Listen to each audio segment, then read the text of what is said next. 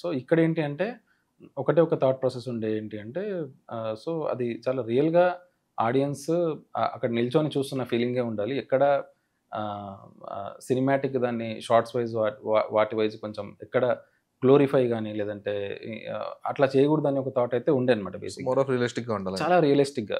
Even but అలాంటి thing మేము ఎక్కడ చాయిస్ తీసుకున్నామంటే మ్యూజిక్ వైస్ తీసుకున్నాం అనమాట. If you observe the music there that is so uplifting and everything. So ఆ చాయిస్ అక్కడ తీసుకున్నాము. Visually but it has to be so realistic. అక్కడ నిల్చొని చూస్తున్న ఫీలింగ్ ఉండాలి. అసలు డ్రామా ఏంటి అంటే it's not a big stage. చిన్న గుడిలో చిన్న జనాల్ని ఎంటర్టైన్ చేస్తూ ఈ నాటక మండలి వీళ్ళు కొంచెం ఈ ట్రూప్స్ ఎట్లా ఏం చేస్తూ ఉంటాయి అంటే ఊర్లలోకి వెళ్ళి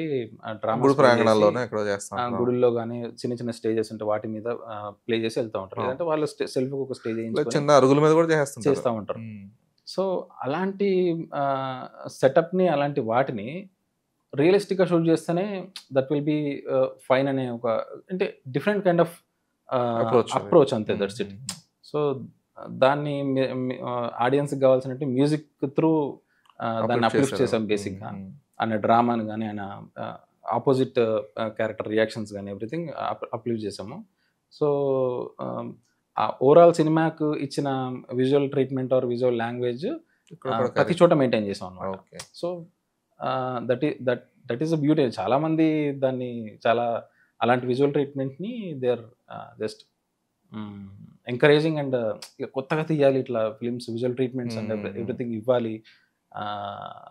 సినిమా చూసిన ఫీలింగ్ కాకుండా కొంచెం రియల్ లైఫ్ చూసిన ఫీలింగ్ కావాలి. మేము అక్కడ ఉండి చూస్తున్న అంటే లైవ్లీ ఈ సినిమాకి వచ్చిన రివ్యూస్లో చాలామంది నాకున్న పర్సనల్ మెసేజ్లు కూడా చాలా లైవ్లీగా ఉంది. ఒక సినిమా